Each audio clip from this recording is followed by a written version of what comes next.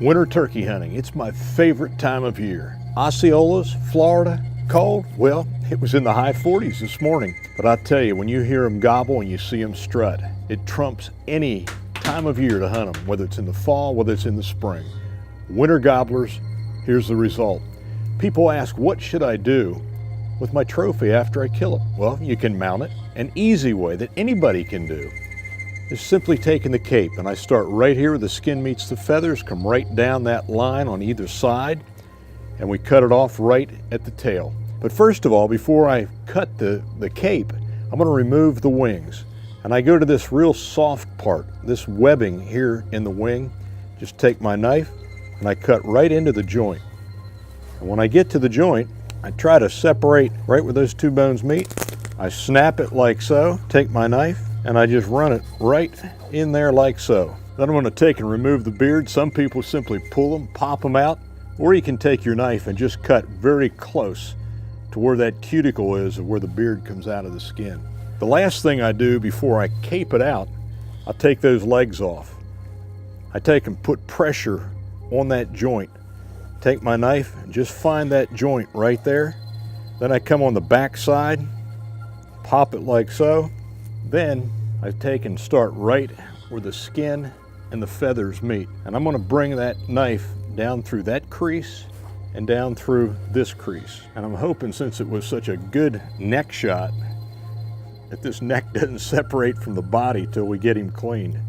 All right, I've come down those creases on either side. And now I'm going to take about 2 inches off right across the top of the back. Just keep working that skin. Now, that skin's fairly thin, so you got to be careful that you don't tear it as you work your way down the top of the back of the turkey. Yeah, this turkey's in great shape. And I tell you, when you saw those live oak acorns laying there in the ground, you know they've been eaten well. As you can see, that nice yellow fat, that turkey's been eating really good. Now, before I borax this and I stretch it, I really need to take and scrape all that fat. You can take a spoon or a kitchen knife and work. Make sure that you don't punch through where the feathers come in, but try to just scrape it so you can get as much as possible. But use only borax, don't use salt. Salt will render it, and it'll continue to drip. It'll never get cured, and it'll dry this skin out really, really well. All right, here we are now, right at the base of that tail. I'm gonna cut that meat off the base, off the tips of those tail feathers. And once I've done that, then I come back around and I'm going to cut, hopefully find that joint on the spine. Then, if I can see this meat, and if there's anything that's going to spoil, it's this. So I want to get rid of as much of that as possible.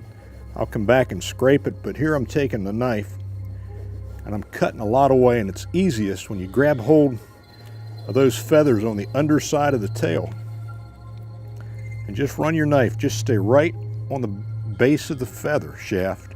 Continue right through till you get to the center. And then borax it really, really well. And there we go. And the cape is absolutely gorgeous. Now what I'll do, I'll scrape all this yellow fat off of here. I'll borax it real well. Then I'll turn feather side down on a piece of cardboard. I like styrofoam, actually. And then I'll take straight pins or T-pins. And what I will do is spread that tail out and put a pin at the base of each one of these, not through the feather, but next to it. And in about 2-3 weeks, depending on the humidity, it'll dry out. And I take and I put all these feathers back into place. And it makes an absolutely gorgeous mount, a great way to share your trophy with everybody that loves turkey hunting, and even beyond that.